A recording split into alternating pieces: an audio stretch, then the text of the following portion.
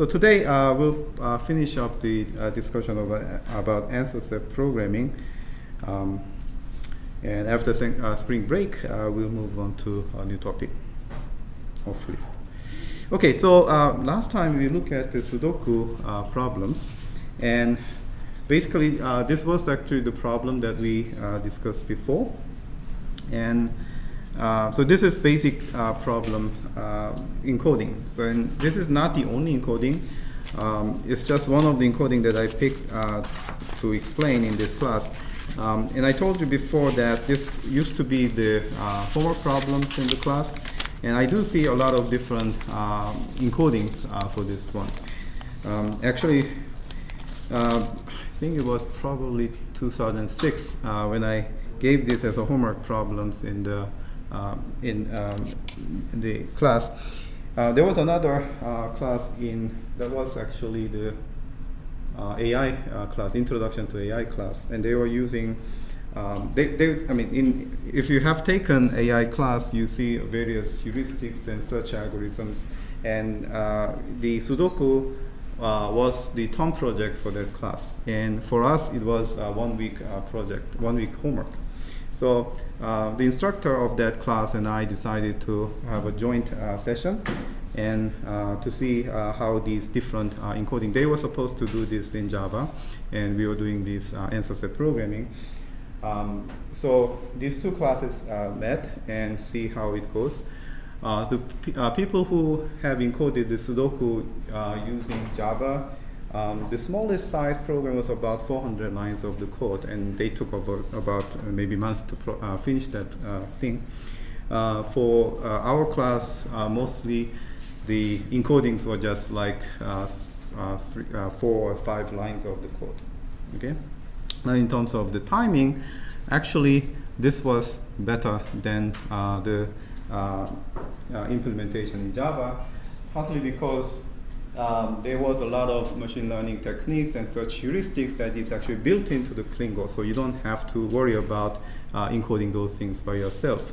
So at the time, this was not available feature, but as you see, like multi-threading. So you can just type the one option, -t, and you can fork multiple thread.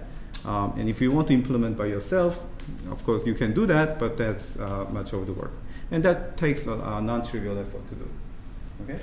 So that was interesting things. And then later, students in class start to do project, and they selected variations of Sudoku. So I observed some of those encodings, and that's why I come up with this lecture.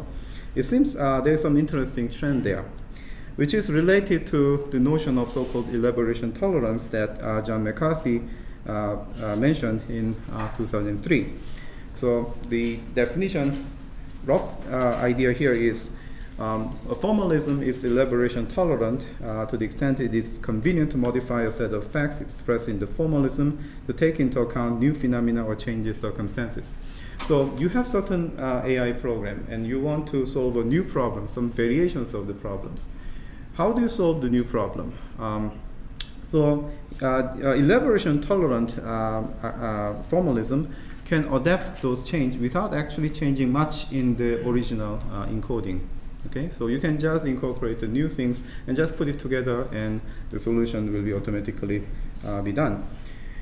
So in natural language, we are humans are actually very good for this elaboration tolerance. So I told you some fact, and then I said, oh no, you know what? Actually, there is an exception that it actually happens this way. Okay, so then you can actually tolerate those exceptions. You don't actually create inconsistency in your brain and you break down. Okay, in fact, one of the reasons that we can survive is we are actually very tolerant to those elaborations. Okay, we don't usually derive contradiction easily. Okay, if something happens and another fact happens that might contradict, you're very good at generating certain hypotheses. It might be because of this hidden variable that is actually not contradicting with each other. Okay, so we're actually very good at those kind of things. On the other hand, computers are not so much intelligent computers cannot do these kind of things, so that when you say this thing and then say something that is different and kind of negating each other, then everything breaks down. Okay? So these are all quotes from his paper. Human level AI will require representations with much more elaboration tolerance than those used by present AI programs, because human level AI needs to be able to take new phenomena into account. Okay? So here is a small exercise in terms of Sudoku, as far as Sudoku is concerned. So the challenge is this. So I show you the encoding of the basic problem. And the challenge here is when you are given these new variations, don't change the initial encoding. Okay? So just add something new so that you can solve the variant. Okay?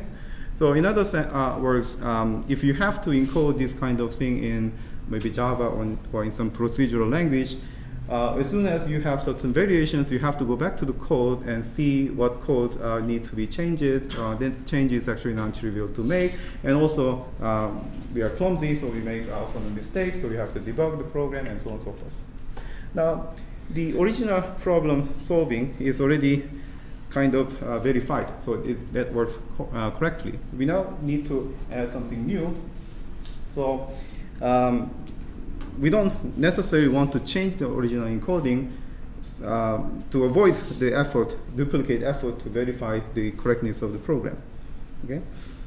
So one variation here is offset Sudoku. So the one additional constraint is there are colored regions here. So you see this greenish part. So this forms another constraint. So there are 9 positions. So 1 through 9 should appear exactly once in these 9 positions. Same for the orange, blue, and yellow, pink, and so on and so forth. Okay? So this is an additional constraint. And people usually think, well, this might be a more difficult problem, right? Because you have to satisfy more constraint. In terms of the computation point of view, this is actually making the problem easier, because you have much more constraint to prune out the bad search space. So you can have you can narrow down the search space. Now this is of course the solution that you can do, okay, if you are interested in. Now how do we solve this problem in CleanGo? So one idea here is just add one line to this program, because like all the other constraints that you see, mostly it's about prohibit those same numbers to appear in the same row or column or box, right? So this is only different in terms of the positions, right? So one way to think about is you remember this backslash denotes the remainder of the division. So if their remainders are the same, then they belong to the same region. Okay? So position 1,1 and say 1,4. Okay? So let's say R, C is 1,1 and R1, C1 is a 1,4. Okay? So if you apply these things, R divided by 3, actually this is too easy to do, right? Yeah, let's say that. So the first thing is actually obvious to see. C divided by 3, so the remainder is 1. Here the remainder is also 1. Okay? And in this case, remainder was also 1 too, right? So if you just look at the remainder of those column numbers and row numbers when it's divided by 3, okay?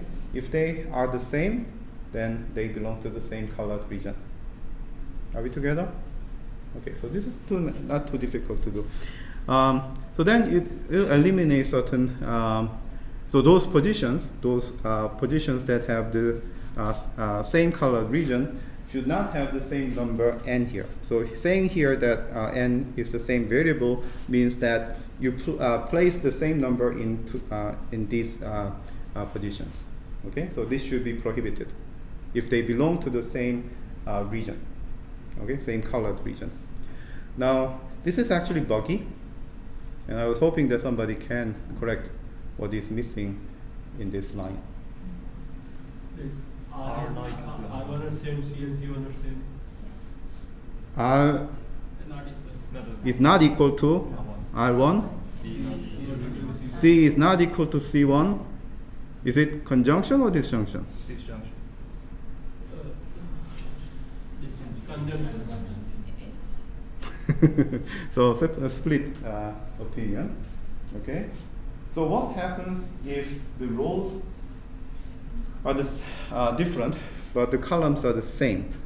So like this case, actually rows are the same and columns are different. Do we want to say that these two positions should not have the same number? Yes, right? That's what we just said. Now if you say this as a conjunction, so the conjunction meaning that R is different from R1 and C is different from C1, right? Then this is not covered by this rule. Am I right? This rule, if you apply these conditions, they only apply when both rows are different and both columns are different. Then this constraint applies, right? Is it something that we want to do? No. Okay, so it seems like this is no. Then it looks like a disjunction may be correct, right? So disjunction is what, either rows are different or columns are different. Maybe they are both different. That's fine, right? So disjunction covers that case as well. How do we write disjunction? So multiply this. One person said split the rules. So split the rules means that let's create this rule with this one. Okay, I don't care whether C and C1 are the same, but as long as R and R1 is different, then this rule will appear, right? That rule will apply. Another one is similar to this one, except instead of this, you have C not equal to C1, right? So you have two rules where one, this one is appended to the first rule, and the second one, this one is appended to the second rule. Okay, so we can do that. There is actually a more convenient way to do this disjunction if you can use this cardinality bound, which is this. So remember this lower bound 1, okay? So here we have R1, R is different from R1 and C is different from C1. So these are the two propositions, right? So if this lower bound cardinality becomes true if at least one of them is true, right? Either R is not equal to R1 or C is not equal to C1, then the number of atoms that are true inside this set is at least 1. So this covers the disjunction, right? Are we together? Okay, so this one means either this one or this one is true. It can be more, both of them are also true, meaning that both R is different from R1 and C is different from C1. Okay, but at least one of them is true, then this cardinality bound is satisfied, so it applies, right? So this low bound cardinality says among these atoms or comparisons, at least one of them must be true. That's the same as disjunction. Okay? All right. However, it turns out you can actually use conjunction too. And this will not change the solution. Why? Is it because it's supposed to choose only one of them? So there's another constraint that we already covered. So if they are on the same column, then they are already checked by the constraint there. So you don't have to worry about it. Okay? So in fact, what this checks is not the same as checking checking by this constraint. This one is applied to smaller instances of the pairs of R and C, RC and R, C and R1, C1. But those extra things, okay, let me write this way. So what is checked by this constraint is, let's say about this, where both rows and columns are different. And when this checks, it's actually more than that. It actually checks this guy, okay? So when either, so here R could be different from R1, but it is possible that C is equal to C1, okay, for this check. But this condition is actually not essential because no numbers can be on the same column anyhow because of the encoding in the basic program. So this checking is also done automatically by the previous encoding. So you don't have to worry about this. So this is only possible. I think this is a bit complicated to understand, but one thing that you can do is check this thing first. Okay, you can type this command, and you will see that the solutions will not be different. And if you look at the reason carefully, is the thing that is checked by here, this is actually the essential part for the offset Sudoku checking.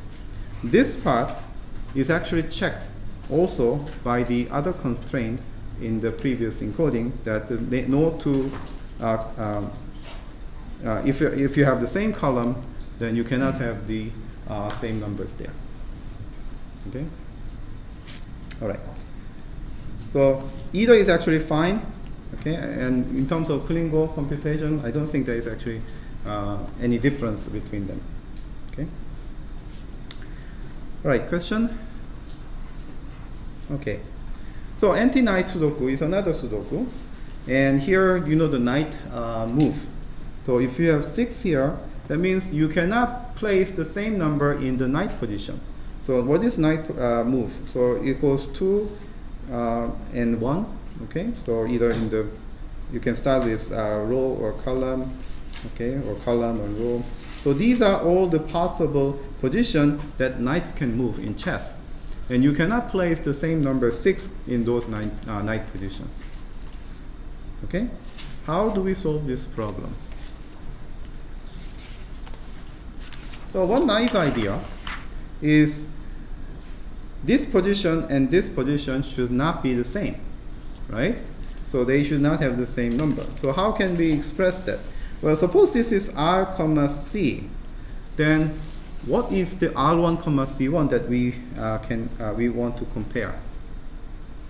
R minus 2, C plus 1. Yeah, so we can use the arithmetic, either R minus 2 and C minus 1, or R minus 2, C plus 1, R plus 2, C plus 1, R plus 2. You know all combinations. How many rules do we need? 8. So this is 8 rules that you can write. So if you have, say, R comma C comma 1 n, then you cannot put the same number n in night position, which is R minus C, C minus 1, or all these combinations. Now note here that obviously if you do that, something is actually a bit unintuitive here, right? Can you find out what is? So if R is 1 comma 1, R comma C is 1 comma 1, then what is R minus 2?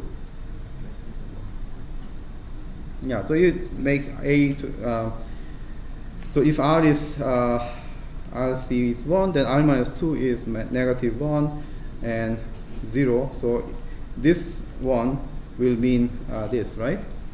Okay. However, these are actually the atoms that is never true, because the instance will not say that you have this position. So it's actually okay. You don't have to worry about the bound condition. If you're super careful, you don't want CleanGo to generate or consider this kind of case, you can do R minus 2 is greater than 0, C minus 1 is greater than 0. You can append everything into the body. Okay, that's to check the boundary condition, but it's useless. Okay, you don't have to do. Simpler the better. Then the question is, there is certain things repeated here, right? Can we just write one line to represent this? Boolean? Pooling? Pooling could be a good idea. It doesn't save much of space, but yes, you can technically write one line, yes. We can remove all the R plus things because symmetrically they will be considered. You can remove all what? R plus, plus things. R plus 1, R plus 1, R plus 1. Okay, so that's one idea. Then maybe you can half of the rule, maybe one. Because symmetry will consider. Okay, good. But one line. Everything in one line. One line, yeah, everything one line. This one. Okay, so what does it say? It says that if you have two positions R comma C and R1 comma C1, then they should not have the same number if they satisfy this equation. R1 minus R, the absolute value of the difference between the R positions and column positions, or row positions and column positions should be exactly 3. Huh. So if it is 2 and 1, yes, 2 plus 1 equals 3. 1 and 2, yes, 1 plus 2 equals 3. That's good. But are they really the same? You're using the absolute value, right? We're using absolute values, yes. So one thing is, it looks like this one line is doing something like what this is doing, but it's actually doing more than this. Yeah. Rows could So, be no, same. so don't say yeah. Let others think about it. So, okay, so let's do slowly. So here, so there are 8 lines above, and we want to shrink into one line. But when we are doing this, we get a line that is not exactly doing the same thing as the 8 lines above. It's actually doing more checking than what 8 can do. So the question is, what is that? Other than Arindam, anyone? Argo? So the rows and columns also can be same over there. The same, yes. So it actually covers 3 plus 0 equals 3, right? If the columns are the same and rows are different, they can be checked by this thing. So for instance, if I have 1 comma, say 3, and say 4 comma 3. Okay? So if this is my R and this is R1 C1, okay, then R1 minus R is 3. 3 plus 0 equals 3. So this is also checked. But none of these rules, none of these 8 rules check this case. Okay, so this rule, again, similar picture as what we have. 8 lines of the code is checking here, and this one line that I show in the below is checking in addition to the checking that is done by 8 lines, but it does more, which is in the same row or maybe same column. But that is okay. Why? Yeah, they do not do any harm because the basic encoding already talks about that. No numbers can be on the same row or same column. This is the same reason as the previous one, where the checking is not exactly the same. When you convert disjunction into conjunction, they are not doing the same checking. But overall, the solution, the stable models that are pruned out by adding all these constraints, they are the same. Okay? So each of the constraints may be different, but altogether, the constraint actually eliminates same set of stable models. Okay?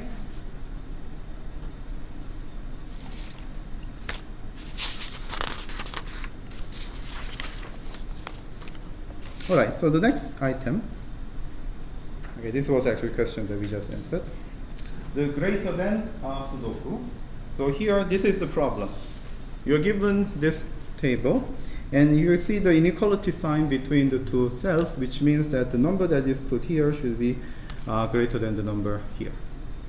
You're only given the greater than relation, and you have to find the solution. How can we do this? Again, the same challenge. Don't change the encoding for the basic problem. We just add more. Okay, so this is actually the solution. As you see, 3 is greater than 2. Okay, 9 is greater than 3. This 9 is of course greater than 6. So if you check this, it will make all sense. Okay, how to encode this?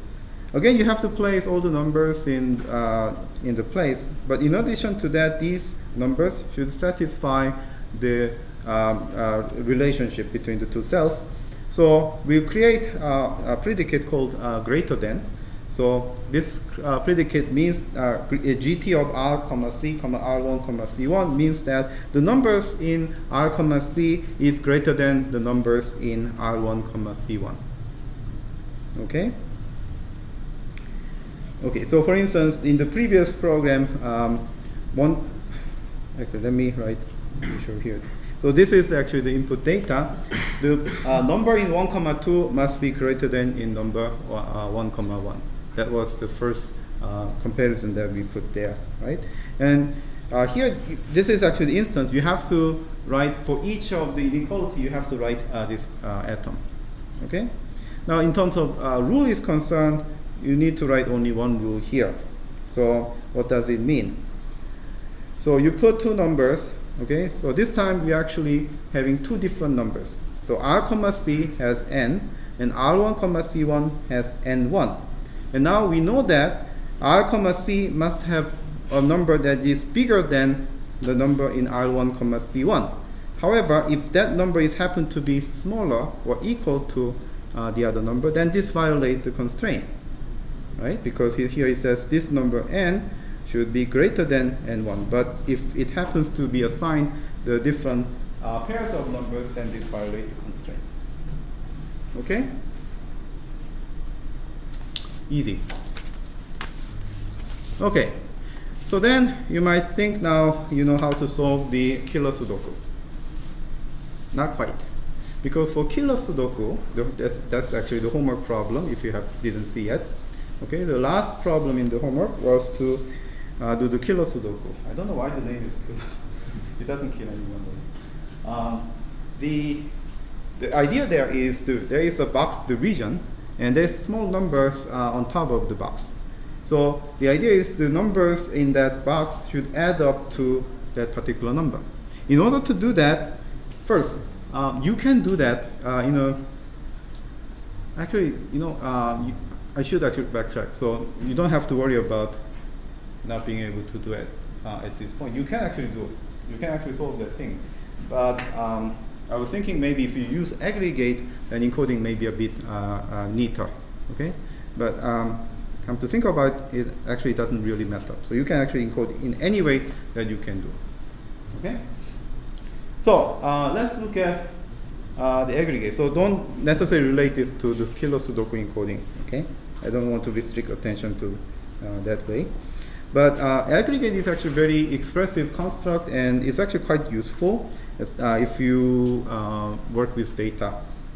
So aggregate is basically you want to aggregate certain elements of the set. So you can count how many elements are there, or you can see what is the sum of all the members in the set. And so on. Yes?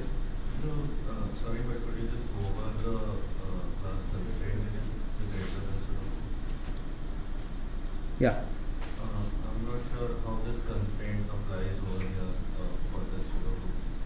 So this was greater than Sudoku, right? Yeah. So suppose you have this is the data. Okay. So this is what you are already given. That means the number in 1, 2 should be greater than the number in 1, 1. Right? Now this is actually what you are given.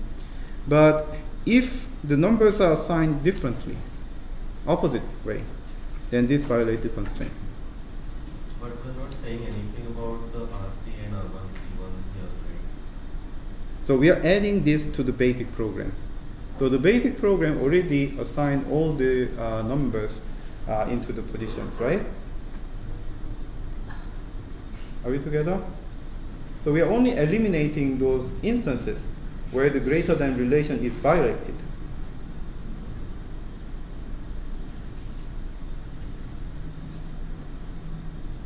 Okay? Well, we can talk after the class. Okay. All right. So so aggregate can appear body as in this form. So don't worry too much about this formal definition. We will go through the examples to illustrate this idea. Okay. So the aggregate, there is something called aggregate function called alpha. And this alpha can be like count or sum plus, which is summing only the positive integers, mean and max. So those are the typical aggregate function, and they are actually the ones implemented in CleanGo.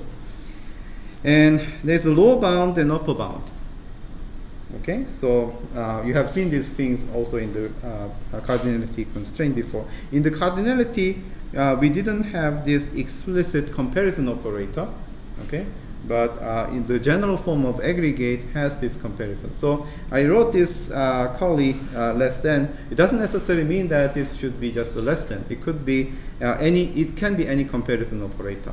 So greater than or equal to, less than or less than equal to, or equal to or not equal to. So those are on the previous lecture note or slide.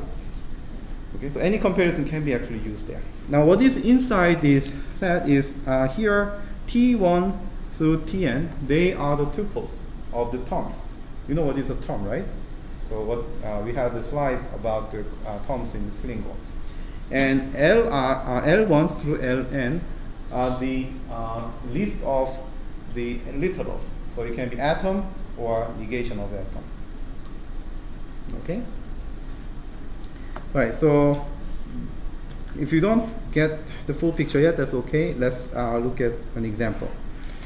So here, the intuition is actually simple. So you want to express that this thing, 20, is less than or equal to the sum of the all of these numbers inside the set that are actually true.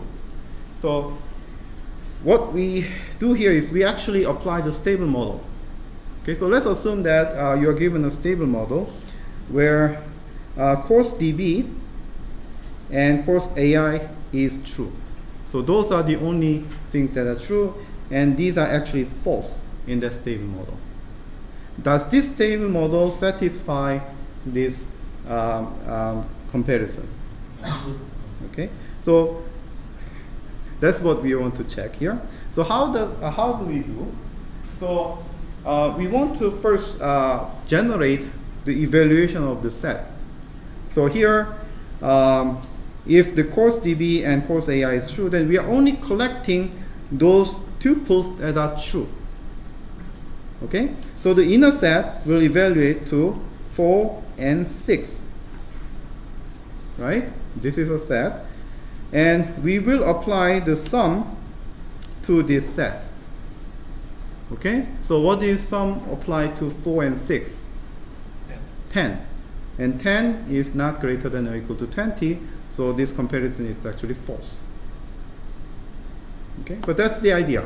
So you apply the stable model and collect those terms that comes true, and you apply the aggregate function over those elements only. Okay? So the step is this. You will be given a stable model, or at least you will be given what is true and what is false. Using that, generate an inner set. Okay? And then apply the aggregate function over those sets. That's the general idea. Okay? So let's do exercises. The second one is this.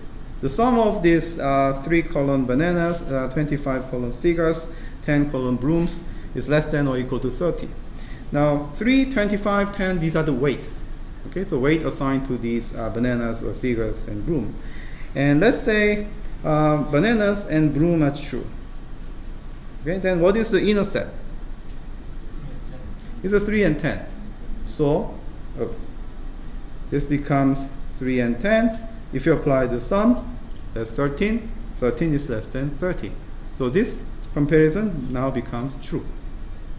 Okay? All right, so here's a few more examples. So you have to count 42 colon A, 42 colon A, T colon not B, T colon not B. So some things are repeated. Actually, let's actually consider the first one here. Okay. So if you look at the first line, let's assume that A is true and B is false. Then what is the inner set evaluate to?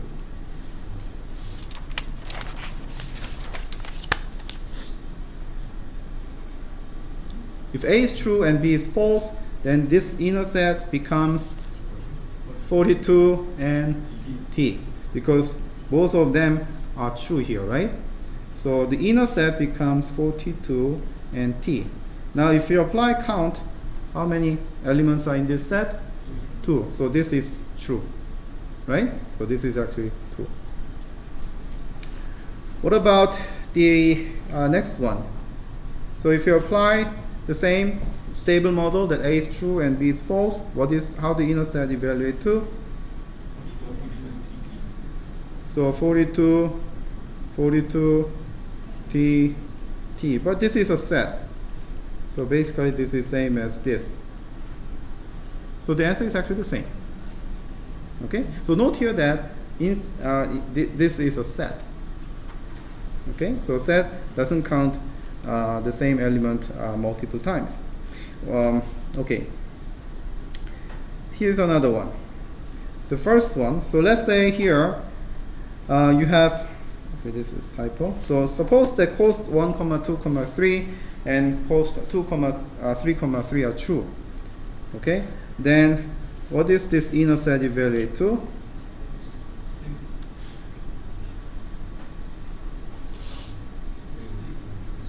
Don't apply the aggregate yet. I'm only saying how this inner set will become like.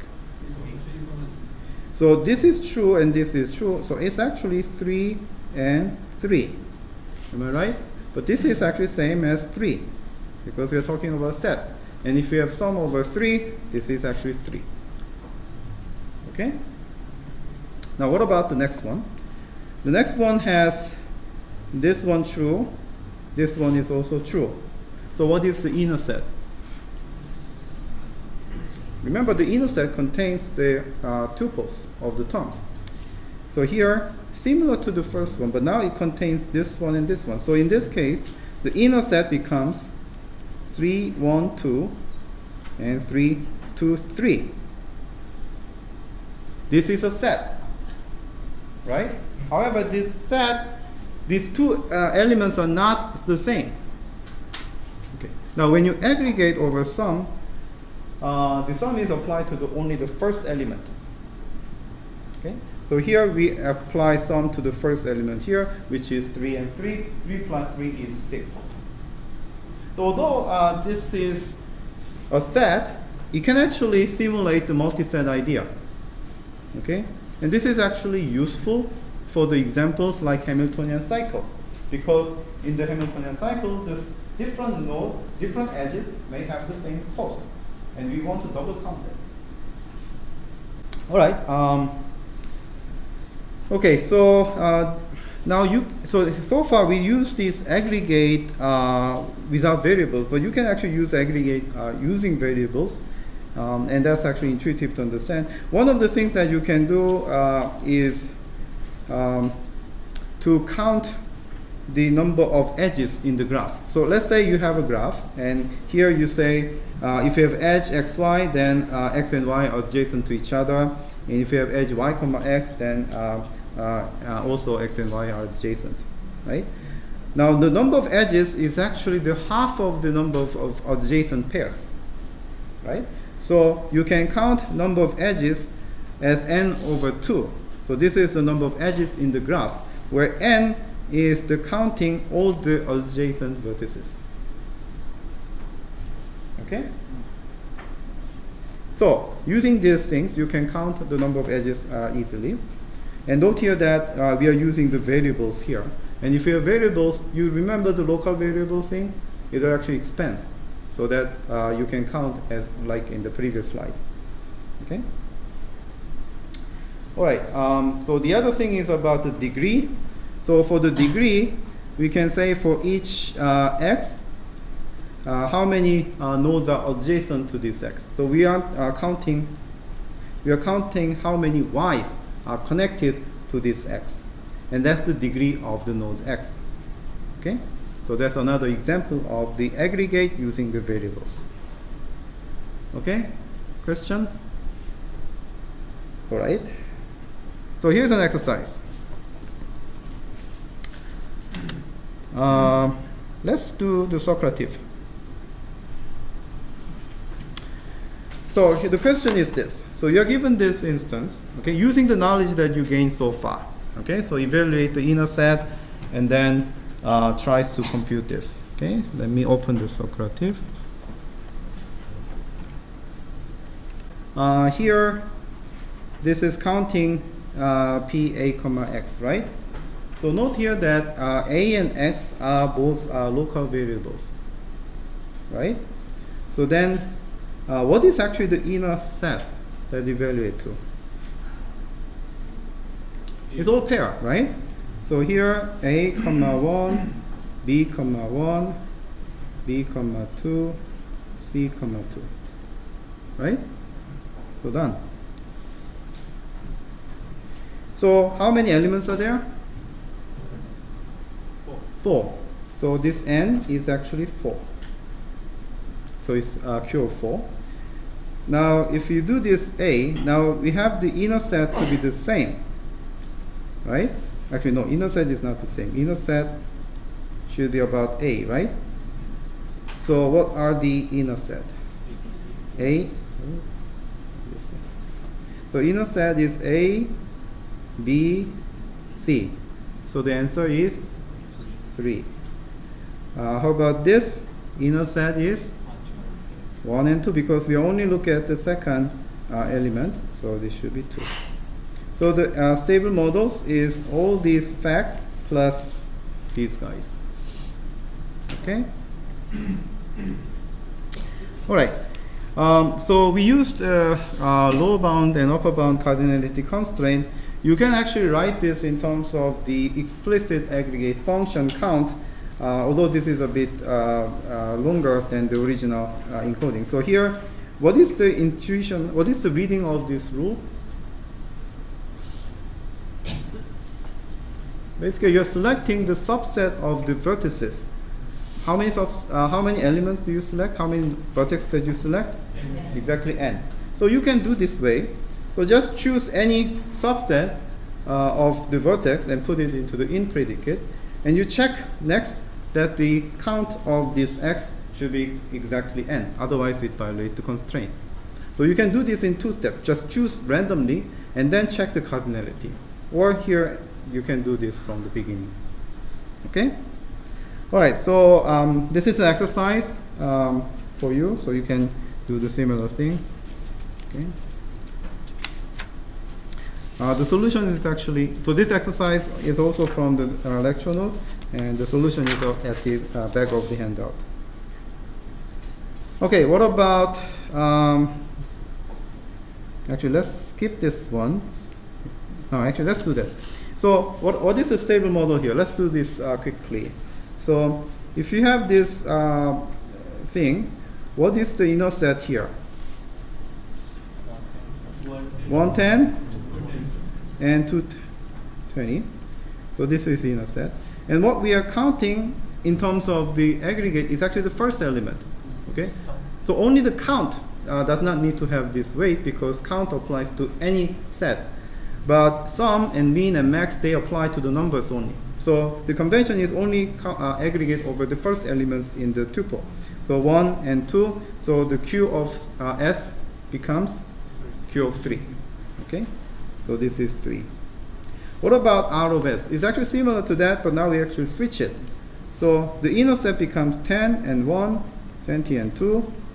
So R of S becomes 30. Okay, so by switching the order, you can aggregate different tuples. Good. Okay, what about this?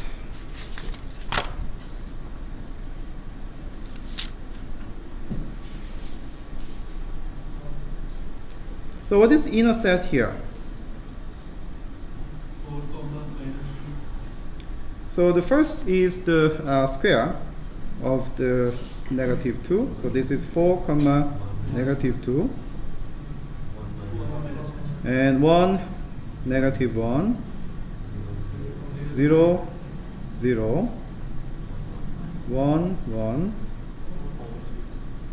4, 2, right? So this is inner set, and if we count over, then what is the number? 10.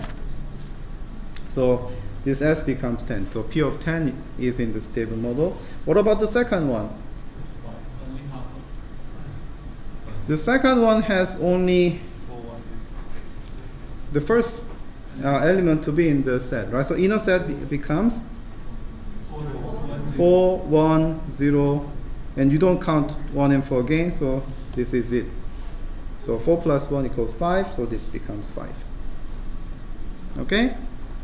Alright, so this is about that. And this is yet another exercise. I think you can try to do this by yourself. Okay, optimization. So we saw this Hamiltonian circuit problem, and when you have the cost, how can you minimize the cost of these things? And we actually looked at this briefly last time. Now you can understand why this makes sense. Okay. Note here that unlike the other things, it has actually the two atoms in the condition part, but it's actually the same as the other things. So what it does, the inner set has to be evaluated.